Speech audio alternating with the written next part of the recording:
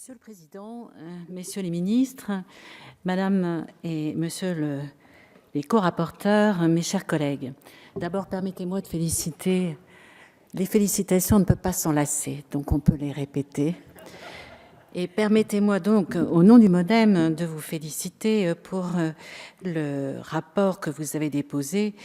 Votre travail est considérable et pertinent. Cela doit être souligné compte tenu des délais contraints qui étaient les vôtres. Même si le gouvernement a fait plusieurs annonces fortes depuis lors, les conclusions de ce rapport restent d'actualité.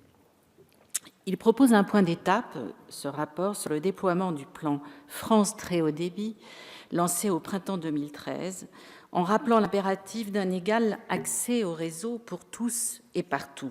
Ce plan avait pour objectif initial un accès à la fibre optique pour tous les foyers situés en zone dense et au haut débit à l'ensemble de la population d'ici 2020. Pourtant, en 2018, force est de constater qu'il a pris du retard et que certains territoires ont le sentiment très net d'avoir été laissés de côté. Rochefort-Montagne, par exemple, qui est sur ma circonscription.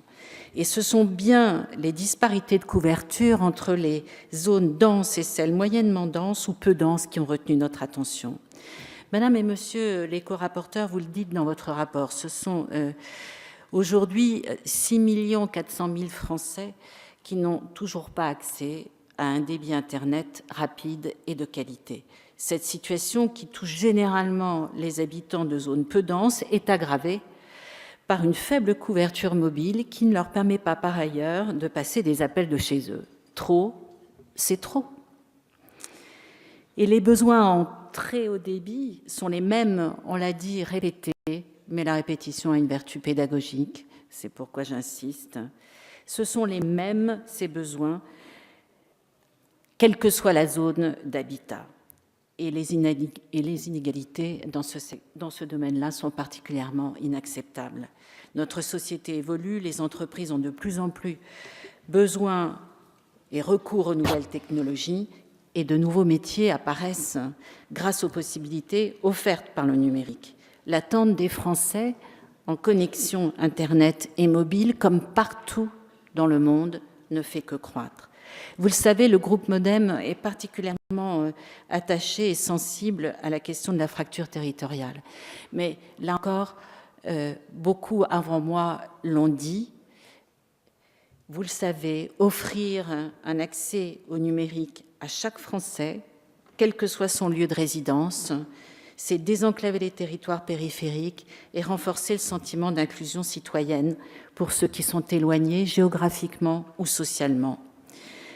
Monsieur le ministre, vous avez annoncé le plan aménagement numérique des territoires en décembre 2017, puis un accord avec les opérateurs mobiles le 14 janvier 2018. Il importe que les Français des petites villes et des zones rurales, en Auvergne, comme en Normandie, au Pays Basque ou en Savoie, puissent constater rapidement des améliorations dans leur réseau Internet et mobile. À ce titre, dans un souci de transparence, et vous voyez combien je m'inspire du rapport de nos collègues parlementaires, je crois qu'il serait opportun que vous nous indiquiez d'abord le calendrier précis pour chaque zone de déploiement de la fibre optique et de la 4G. Ensuite, les outils mis à la disposition de la représentation nationale. Si vous saviez, moi je reçois une dizaine de courriers chaque semaine, mais il faut dire que j'ai beaucoup de territoires peu denses sur ma circonscription. Les outils donc mis à la disposition de la représentation nationale, des élus locaux et des citoyens pour suivre de façon fiable ce déploiement et alerter en cas de retard. Vous le savez, quand on explique les choses, ça passe mieux. Et si on sait donner des échéances, on crée moins d'impatience et moins de frustration. Enfin, les compensations prévues si les opérateurs ne respectent pas le calendrier auquel ils ont souscrit. Monsieur le ministre, devant l'attente légitime des Français, il importe que notre action en matière d'accès au numérique soit à la hauteur des enjeux et participe ainsi à notre dynamisme retrouvé. Je vous remercie. Merci, mes chers collègues. La parole est à Monsieur Stéphane Demilly.